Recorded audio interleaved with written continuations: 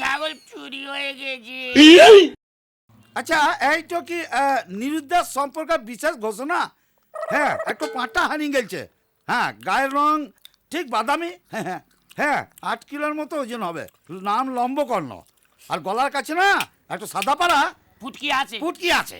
হ্যাঁ পাওয়া গেছে? অপূর্ব, খুব ভালো। পাওয়া গেছে। হ্যাঁ কোনো চিন্তা নাই। Thank you thank you thank you. হ্যাঁ বাবা করছে? না না ওটা ব্যাপার নয়, বাবা বলছে, পাশে দাঁড়িয়ে আছে তো। ওকে কোনো চিন্তা নাই প্যাঙ্গুর বুধু, আমি কোনো চিন্তা বৈকালবেলায় চলে যাবো। যাও তুমি তোমার পাঁঠা পেয়ে যাবো। যাও। বিকালে পাটা পেয়ে যাবো? একদম। তাহলে আমি যাচ্ছি। এসো প্যাঙ্গুর বুধু। আচ্ছা হুম হরে কৃষ্ণ, হুম লম্বকর্ণ তো বিরিয়ানি হয়ে গেছে, তাহলে হরে কৃষ্ণ গোল তুই তো জানিস না আমি কাটা পাটাকেও গোটা করে দিতে পারি। নাম জানিস তো? ভজন 008 কাটুকা। হরে কৃষ্ণ। কই গো লম্বকর্ণর বাবা? হরে কৃষ্ণ।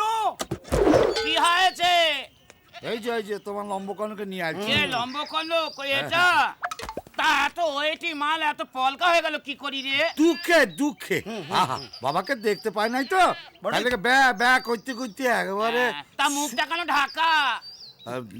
ঢাকা মানে সোয়াইন ফ্লু হয়েছে তো ওই লেগে। দেখি সোয়াইন ফ্লু তো শুয়োরের হয়, ছাগলের কি করে হলো?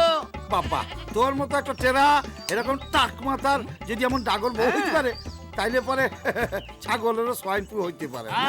এই, না কথার বেশি বাড়াস না। এতে লেখা আছে যে তুমি তোমার ছাগল বুঝিয়ে পেয়ে গেলছো। হ্যাঁ পট করে একটা টিপস মেরে দাও। হ্যাঁ আর খবরদার এরপরে কিন্তু থানা মুখো হবে না। এটা কে? ওরে বাবা কুত্তার বাচ্চা দিয়ে গেছে ছাগলের নাম করে।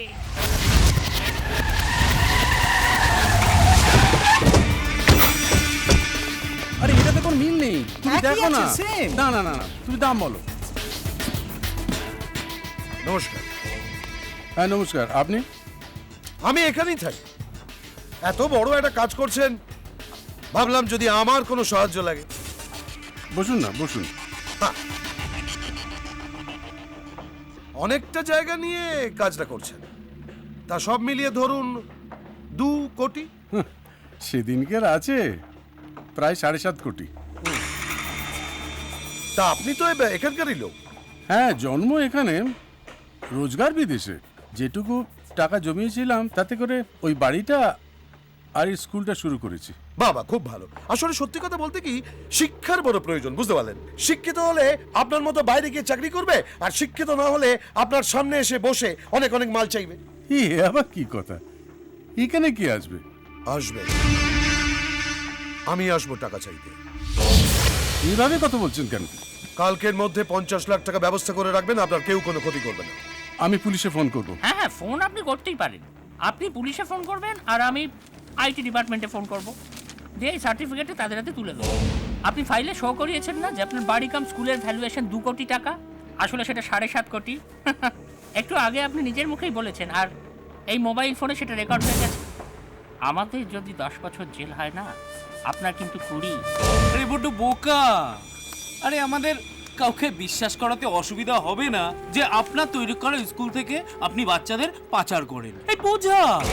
তারপর হঠাৎ একদিন একটা মেয়ে ছেঁড়া ফোড়া জামা কাপড় পরে বাড়ির বাইরে বেরিয়ে এসে বলল, বাঁচাও বাঁচাও, এই বুড়ো আমায় রেপ করেছে। তখন আপনার রেপুটেশন যাবে জলে আর আপনি যাবেন জেলে। আর তাও যদি না করেন তাহলে আমার একটা গুলি আর আপনার খুলি 1 সেকেন্ড লাগবে না। মায়েরই বলছি, খুনটুন করতে না আমার এখন একদম ভালো লাগে না। মা কালী দিব্যি, কালকের মধ্যে 50 লাখ টাকা ব্যবস্থা করে রাখবেন।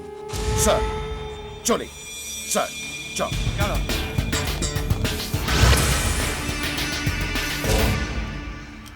তারপর হঠাৎ একদিন একটা মেয়ে ছেঁড়া ফোড়া জামা কাপড় পরে বাড়ির বাইরে বেরিয়ে এসে বলল, বাঁচাও বাঁচাও, এই বুড়ো আমায় রেপ করেছে। তখন আপনার রেপুটেশন যাবে জলে আর আপনি যাবেন জেলে।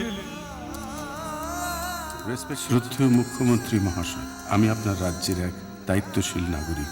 আমার অনেক দিনের স্বপ্ন ছিল যে আমি বাচ্চাদের জন্য একটি স্কুল বানাবো আমার জন্মস্থান সাঁতরাগাছিতে, কিন্তু আমার এই স্বপ্ন আর সফল হলো না।